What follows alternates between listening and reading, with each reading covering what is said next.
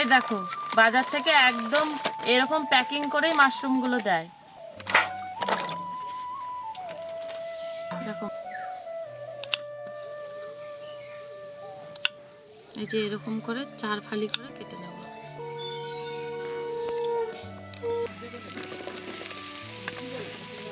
এটাকে হালকা আঁচে কষিয়ে নেব।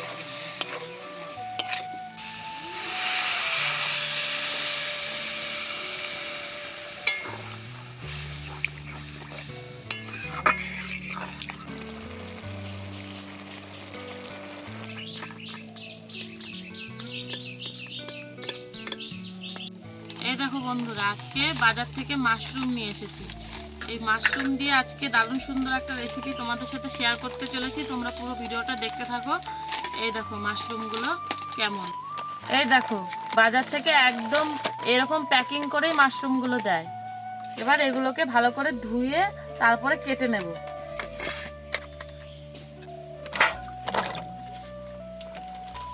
দেখো মাশরুমগুলো মনে হচ্ছে ডিম, এরকম গোল মাশরুমগুলো। এগুলো ভালো করে ধুয়ে নিতে হবে, এর মধ্যে অনেক মাটি আছে। জল পাল্টিয়ে পাল্টিয়ে 2-3 বার করে ধুয়ে নেব।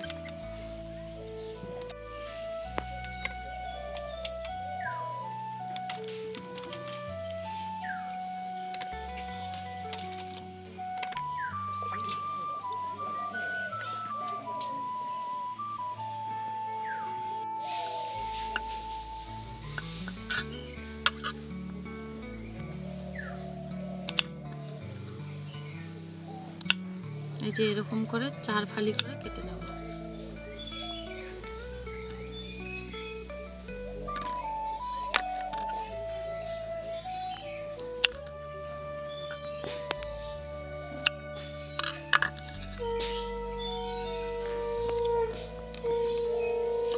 উনুন ধরিয়ে নিয়েছি, এবার কড়াইতে দিয়ে দিচ্ছি সরষের তেল।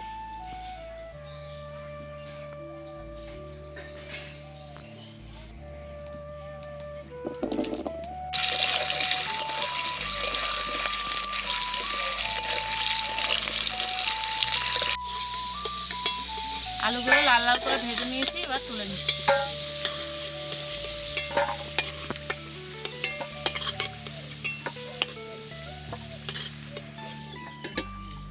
এবার ওই তেলের মধ্যেই দিয়ে দিচ্ছি জিরে, শুকনো লঙ্কা আর গোটা গরম মশলা ফোড়ন।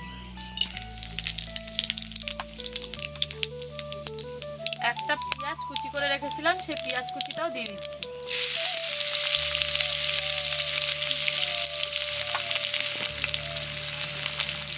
দিয়ে দিচ্ছি খানিকটা টমেটো কুচি। আর টমেটোটা না গলা অবধি ভালো করে ভেজে নেব।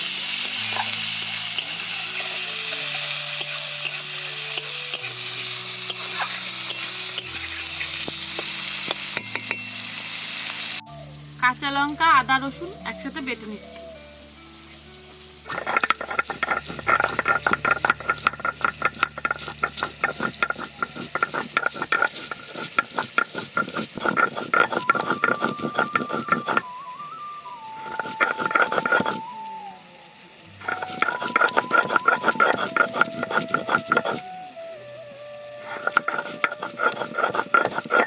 লঙ্কা, আদা, রসুনটা এখান থেকে তুলে কড়াইতে দিয়ে দিচ্ছি।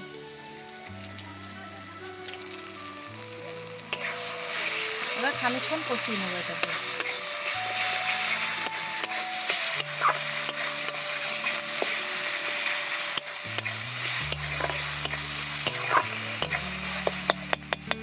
কিছু খুব ভালো করে কষিয়ে নিয়েছি। এবার একে একে গুঁড়ো মশলাগুলো সব দিয়ে দেব। প্রথমে দিচ্ছি অল্প পরিমাণে নুন, দিচ্ছি হলুদ গুঁড়ো, ধনে গুঁড়ো,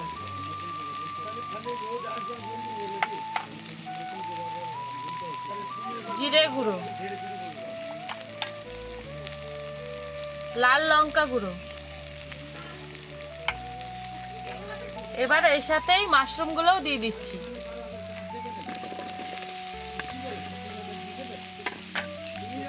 পরিমাণে জল দিয়ে খুব ভালো করে মাশরুমটাকে এবার কষাতে হবে। অনেকটা টাইম নিয়ে মাশরুমটাকে হালকা আঁচে কষিয়ে নেব।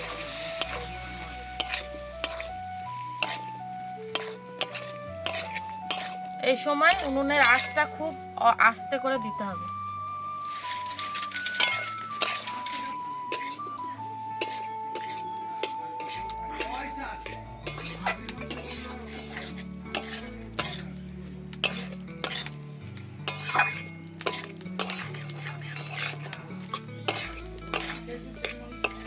মাশরুমটা খানিকক্ষণ কষিয়েছি, এবার এর সাথে আলু দিয়ে আরো খানিকক্ষণ কষাবো।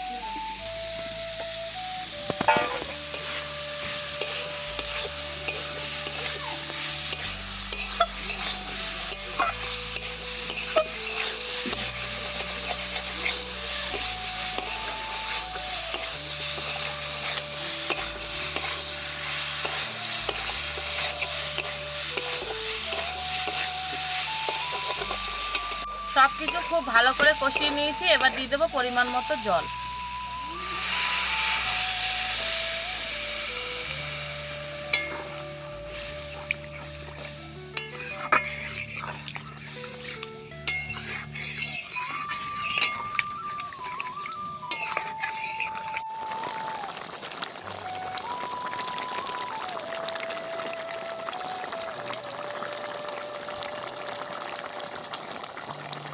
আমাদের মাশরুম কারি একদম রেডি। এবার খানিকটা ধনেপাতা কুচি দিয়ে নামিয়ে